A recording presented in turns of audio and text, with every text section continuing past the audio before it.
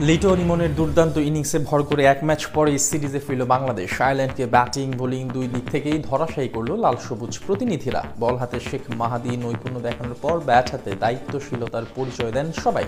দারুণ টিম ওয়ার্কে জয় তুলে নেন টিম টাইগার্স। আইরিশদের বিপক্ষে ডু অর ডাই ম্যাচে বাংলাদেশের জয় নিয়ে বিস্তারিত জানবো।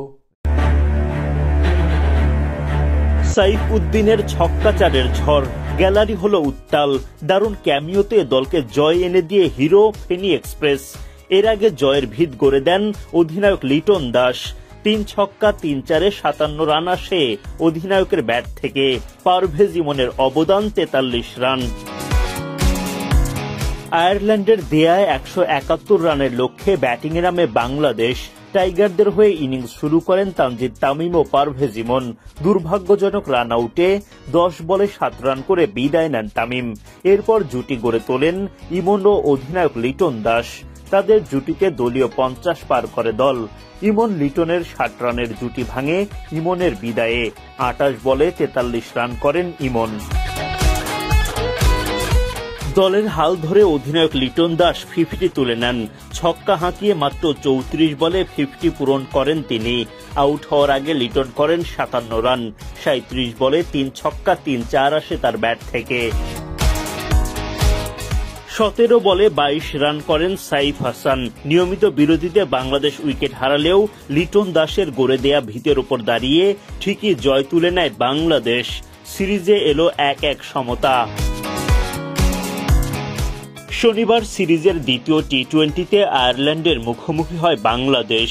দুই আইরিশ ওপেনার পল স্টার্লিং ও টিম টেক্টর মারকুটে ব্যাটিং করতে থাকেন শুরু থেকেই। স্টার্লিং টিম টেক্টরের ৫৭ রানের জুটি ভাঙেন তানজিম সাকিব। চোখ ধাঁধানো ক্যাচ নেন সাইফ হাসান। ১৪ বলে ৩ চার ও ২ ছক্কায় স্টার্লিং করেন ২৯ রান।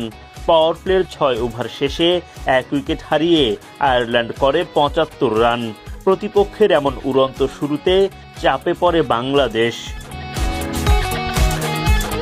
এরপর শুরু হয় শেখ মেহেদীর ম্যাজিক। নবম ওভারের প্রথম বলেই টিম টেক্টরের উইকেট শিকার করেন মেহেদী। ২৫ বল থেকে ৩৮ রান করেন টিম। একই ওভারের পঞ্চম বলে হ্যারি টেক্টরের উইকেটটাও তুলে নেন মেহেদী। ১১ বলে ১১ রান করতে পারেন হ্যারি। ১১তম ওভারে লিটনের স্টাম্পিংয়ে বেঞ্জামিনের উইকেট যায় মেহেদীর পকেটে। ১০৩ রানের চতুর্থ উইকেট হারায় আইরিশরা।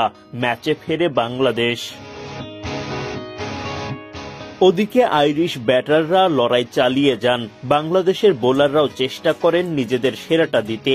ফলে দারুণ শুরুর পর প্রত্যাশিত বড় পুঁজি না পেলেও ঠিকই লড়াই করার মতো সংগ্রহ তুলে নেয় আয়ারল্যান্ড।